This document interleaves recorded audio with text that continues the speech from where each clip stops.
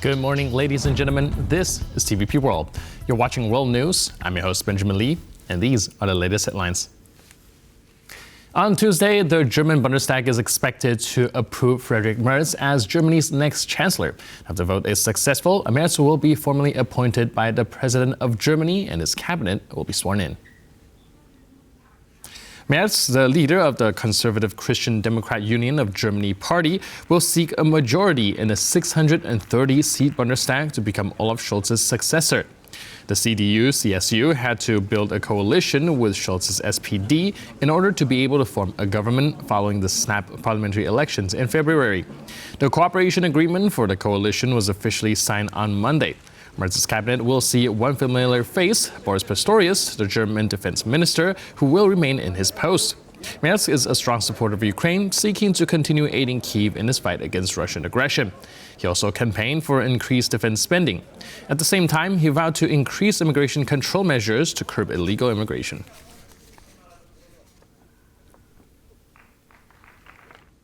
Outgoing German Chancellor Olaf Scholz was honored with the Bundeswehr's traditional grand tattoo ceremony.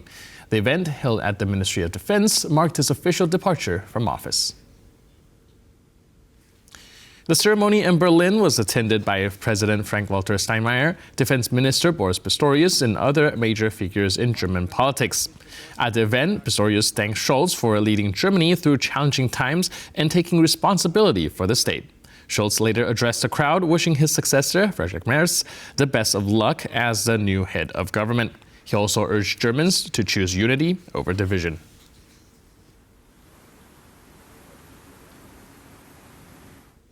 Monday was a day Germany had long anticipated. The coalition agreement was officially signed by members of the new federal government. On Tuesday, the new chancellor, Friedrich Merz, will be sworn in. Now he'll inherit a wave of pressuring issues, including economic stagnation, migration, and defense challenges. So, what does the new government look like? Let's take a look. It's official. With papers signed Monday, Germany's new coalition government, led by the new chancellor from the Christian Democratic Union, Friedrich Merz, is due to be sworn in Tuesday. If I am elected tomorrow and the cabinet members are subsequently confirmed, you will have a government that is determined to move Germany forward with reforms and investments. With the CDU's major coalition partner and former governing party, the Social Democratic Party, announcing its key appointments on Monday, we now have a clear picture of what Germany's new cabinet will look like. SPD's co-leader Lars Klingbeil will take the role of vice-chancellor and minister of finance, while Boris Pistorius will remain in defense. Germany's new foreign minister will be Friedrich Merz's longtime ally Johann Wadephul, and Thorsten Frey will be head of the chancellery. Experts emphasize the speed with which the government was formed. The formation of a government in 2017 and 2021 took much longer. So I would say they knew that they were under time pressure, and they did it as quickly as possible. Pressure indeed. This new government is going to have to hit the ground running. It has pressing issues to tackle at home, including popular discontent with immigration, which has fueled the far-right AfD party, as well as a stagnating economy. It also has serious foreign policy issues, such as looming tariffs from the Trump administration and, of course, the ongoing war in Ukraine. Here, interestingly, keeping the SPD's Boris Pistorius as Minister of Defense, the only minister to keep his job from the previous government, says quite a lot. Boris Pistorius had always was a staunch supporter of Ukraine and somehow going against the wills of his own Chancellor Olaf Scholz. He was the most hawkish social democrat. Under this new government, there is a high likelihood that Taurus missiles may finally be delivered to Ukraine. There are also high hopes in Warsaw that relations with Berlin will improve. The CDU's new foreign minister, Johann Wadephul, was already seen in Warsaw meeting with Radosław Sikorski during a recent Conference League match between Chelsea London and Legia Warsaw. This is a remarkable choice given the fact that he will become the MFA from the same political party as the Chancellor. That is first for some time choice of this kind. And honestly speaking, Wadephul is a person who really knows Poland. Also, Merz himself is expected to make his first official visit as Chancellor to Paris Wednesday, and then he's expected in Warsaw soon afterwards. Both in style and in substance, Friedrich Merz is going to be reaching out to France and to Poland much more actively because he knows that Germany has, at the moment, a fraught relationship with both of them. Well, there's a lot riding on his government's success, and expectations are very high from both German citizens and their neighbors in Europe. Konrad Gorlinski, TVP World. Germany's Alternative for Germany party has filed a lawsuit following its classification as an extremist organization by the country's spy agency last week. German domestic intelligence announced the classification on Friday, opening the door for closer surveillance of the country's biggest opposition party. With nearly 21% of the vote, AfD came in second in the parliamentary election in February. Following the announcement, co-leaders Alice Weidel and Tino Kruppala said that the AfD, quote, will continue to take legal actions against these defamatory attacks that endanger democracy. A lawsuit and a corresponding emergency petition have been submitted, a spokesperson for the administrative court in Cologne said. Once the German Domestic Intelligence Service confirms it has been notified, both motions will be put up for review. The agency's expert report, not to be disclosed to the public, deemed the party a racist and anti-Muslim organization. Neo-Nazi groups, including the National Democratic Party, and Islamist groups, such as the Islamic State, are among other organizations under the same classification. The results of the first round of Romania's presidential elections are in, but political turmoil is far from over. Prime Minister Marcel Ciolacu resigned on Monday, and the ruling Social Democrats are pulling out of the government. The decision follows a poor showing by the coalition's presidential candidate. Ciolacu stepped down after Crin Atălănescu, the coalition's candidate, failed to advance past Sunday's first round. The Social Democratic Party says it no longer has the mandate to govern and will not endorse either candidate in the May 18th runoff. Meanwhile, its former coalition partners, the National Liberals and the ethnic Hungarian UDMR, are backing independent candidate Nicu Jordan, who will face off the far-right leader Gheorghe Simion in the final vote.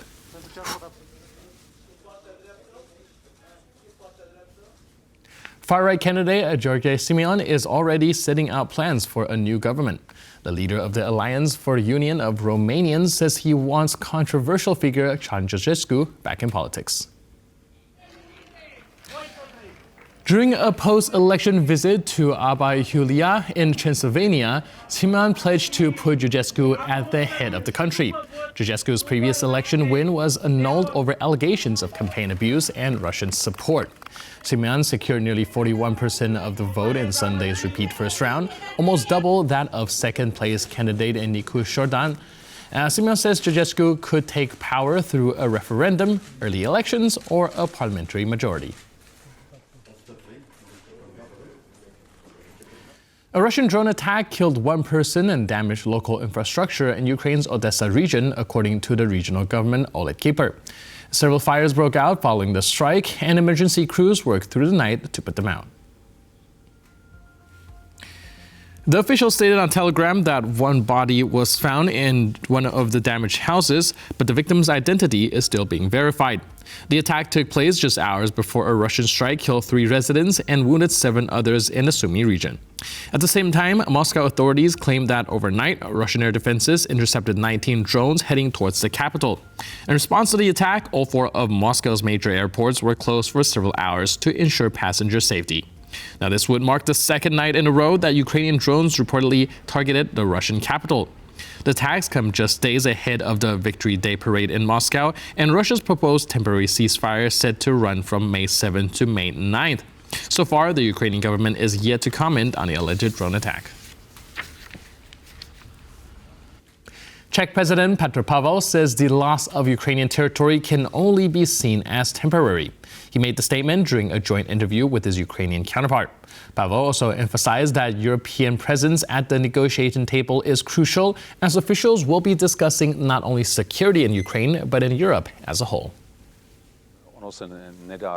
It is impossible to advise anyone how to proceed in the temporary recognition that they cannot liberate their entire territory. My position has always been, and I have communicated it in this way to our Ukrainian friends, that the loss of territory can only be seen as temporary, because under the current conditions, restoring Ukraine's full sovereignty and territorial integrity would mean a continuation of the conflict and many thousands more lives, both military and civilian. So, some compromise, knowing that part of sovereign Ukrainian territory may be temporarily occupied by foreign powers, is probably part of the solution. But how much of it is really up to the Ukrainians in particular and to negotiations with Russia. I would perhaps just say that the presence of European, but also perhaps North American allies in various forms in the negotiations is important, because we are not just talking about peace between Russia and Ukraine, we are talking about security in Europe, and Ukraine is an integral part of Europe's security. U.S. President Donald Trump says many people already know who was behind the Nord Stream pipeline explosion, adding that he blew up the project first through sanctions. Trump also repeated his belief that Russia wants peace and praised the Kremlin's proposed 3-day ceasefire.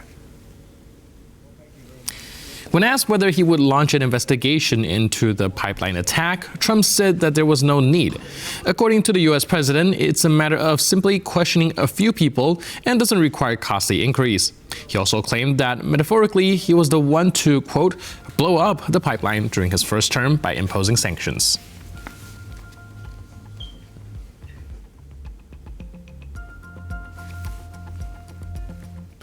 A bus reportedly carrying American soldiers crashed in the Lower Silesia region of Poland. 8 people were injured. Late Monday night, the vehicle drove off the A4 motorway, crashed, and ended up in its side.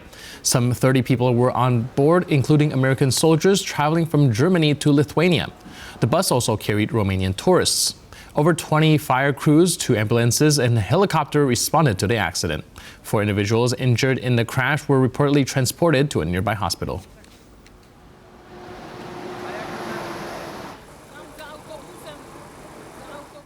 At the Catholic Church prepares to elect a new pope, all 133 cardinal electors have arrived in Rome ahead of the conclave, which begins on Wednesday. The Vatican confirmed the news on Monday after another general congregation of cardinals. Topics discussed included church governance, its mission, and the qualities needed in the next pope, with many calling for a leader close to the people during global crises.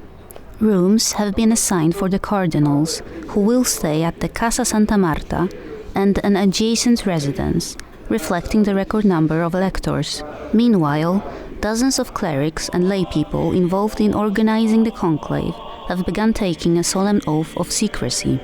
Breaking it carries the Church's most severe penalty, excommunication. Tonight's football game will determine the first finalists of the UEFA Champions League. Robert Lewandowski's FC Barcelona will face the reigning Italian champions Inter Milan at the San Siro Stadium. The first leg of his semi-final in Barcelona ended in a 3-3 draw, setting the stage for a fascinating return game. The captain of the Polish national team, Robert Lewandowski, has been included in Barcelona's match squad after missing 4 consecutive games due to an injury. Though according to the team's coach, the Polish star will begin tonight's game on the bench.